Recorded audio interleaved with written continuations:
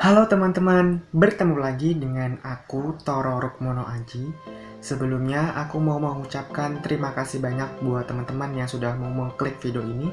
Tonton terus sampai habis biar informasi ini teman-teman bisa memahami apa yang aku sampaikan. Habis itu jangan lupa untuk like, komen kalau misalnya teman-teman ada yang kurang jelas atau ada yang mau ditanyakan, silahkan saja, akan aku balas. Semua komen teman-teman akan aku balas. Nah, habis itu jangan lupa untuk subscribe karena subscribe itu gratis dan tentunya bisa membuatku lebih semangat lagi dalam membuat video-video terbaru. Ayo buruan subscribe. Terima kasih.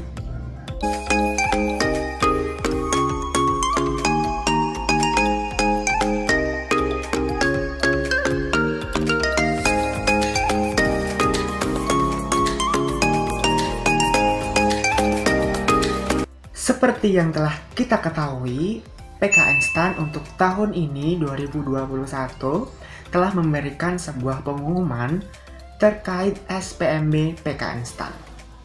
Nah, untuk pengumumannya, buat teman-teman yang belum tahu pengumumannya, teman-teman bisa langsung masuk ke situs sosial media PKN STAN, baik itu Instagram, Twitter, ataupun Facebook. Nah, kalau teman-teman sudah membaca pengumumannya, lanjut dengarkan video ini. Terkait jumlah kuota SPMB PKN STAN tahun 2021, yaitu sebesar 275 mahasiswa yang diterima untuk tahun ini. Nah, ternyata untuk tahun ini PKN STAN berbeda dari tahun-tahun sebelumnya, yaitu biasanya menerima mahasiswa D1 dan mahasiswa D3. Nah, untuk tahun ini PKN STAN membuka hanya untuk yang D4, gitu ya. Kenapa PKN STAN membuka hanya D4? Ada yang tahu teman-teman? Nah, kalau ini aku akan kasih tahu, kalau misalnya nanti salah atau gimana, teman-teman bisa langsung komen. Kalau misalnya teman-teman punya informasi lebih detailnya, teman-teman langsung komen aja, nanti aku akan tanggapi ya. Nah, kalau menurutku, untuk D4 sendiri itu lebih banyak benefitnya untuk teman-teman daripada teman-teman itu lulusan D1 atau D3 gitu. Nah, tentunya kebijakan seperti ini telah dipertimbangkan secara matang dan secara perspektif visioner gitu ya teman-teman.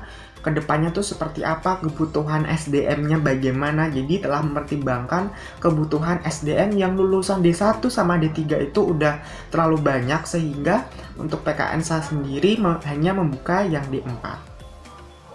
Nah, tadi aku bicara terkait benefit untuk D4.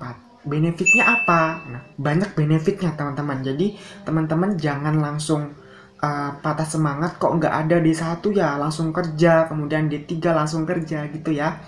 Sebenarnya sama aja gitu ya, tapi lebih enak di D4. Oke, aku akan bahas ya. Untuk D1, teman-teman pasti udah tahu ya, untuk D1 itu berarti kuliahnya cuma 1 tahun atau 2 semester. Nah, habis 2 semester, teman-teman langsung wisuda dan langsung penempatan, akhirnya dapat pekerjaan sebagai PNS gitu ya. Sama halnya dengan D3, D3 juga kuliahnya 3 tahun, 3 tahun atau 6 semester. Habis itu wisuda, penempatan, terus lulus gitu loh. Di dunia kantor itu pasti teman-teman udah tahu lah, untuk bagian PNS itu pasti ada yang mengenal jabatan. Tidak hanya PNS juga, untuk di swasta juga ada jabatan kan, kayak manajer, HRD dan sebagainya.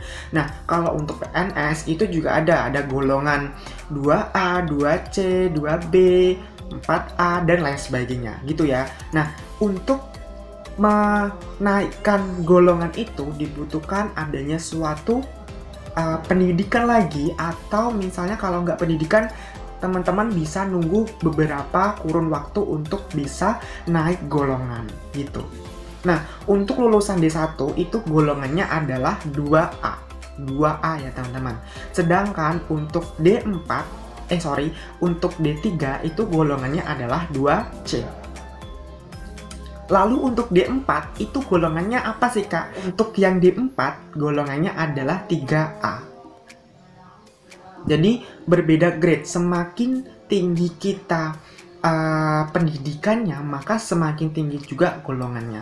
Nah, untuk kerja sendiri itu kalau misalnya dia tidak melakukan pendidikan lagi, itu dibutuhkan 4 tahun, setiap 4 tahun agar pegawai itu bisa naik golongan, teman-teman. Bayangkan, kalau misalnya teman-teman nggak melanjutin kuliah lagi, tetap misalnya D1 atau D4, itu setiap tahun bisa naik golongan. Nah, biar lebih cepat, teman-teman bisa pendidikan lagi, mengikuti pendidikan lanjutan. Kalau misalnya D1 berarti D3 lagi untuk naik golongan. Misalkan dari D3 langsung ke D4 atau S1 biar naik golongan gitu. Jadi biar lebih cepat dari 4 tahun. Tetapi untuk di Kementerian Keuangan itu tidak bisa langsung lulus gitu ya. Langsung lulus langsung teman-teman melanjutkan pendidikan lanjutan. Kayak misalnya aku nih D3 kan, D3 terus ditempatkan di Kementerian Keuangan. Habis itu setelah beberapa hari kerja itu aku mau lanjutin kuliah lagi gitu. Itu nggak bisa, teman-teman. Jadi harus nunggu selang waktu untuk bisa melanjutkan kuliah lagi. Selang waktunya berapa? Selang waktunya itu biasanya 2 tahun kerja dulu baru boleh kuliah lagi. Nah, itu kuliah pun juga harus mendapatkan persetujuan dari persetujuan dari kepala kantor atau pegawai lainnya gitu. Berarti 2 tahun ya, 2 tahun baru boleh ngelanjutin pendidikan. Sedangkan antara range D1, D3, dan D4, katakanlah yang D3 sama D4. Nah, D3 kan 3 tahun, D4 itu 4 tahun ya. Berarti cuma range itu 1 tahun gitu ya. Cuma beda 1 tahun, teman-teman bisa naik grade lebih tinggi. Sedangkan kalau misalnya kita dari D3 untuk mau ke D4, itu kita harus nunggu dulu 2 tahun, kuliah lagi sekitar 1,5 tahun sampai 2 tahun gitu ya untuk lanjutin. Dan itu pun kalau misalnya kita keterima di universitas yang kita inginkan. Kalau misalnya tidak, berarti lebih dari 2 tahun kan gitu. Jadi lebih banyak benefitnya daripada mudaratnya gitu. Gitu teman-teman. Jadi teman-teman nggak usah ragu atau nggak usah takut.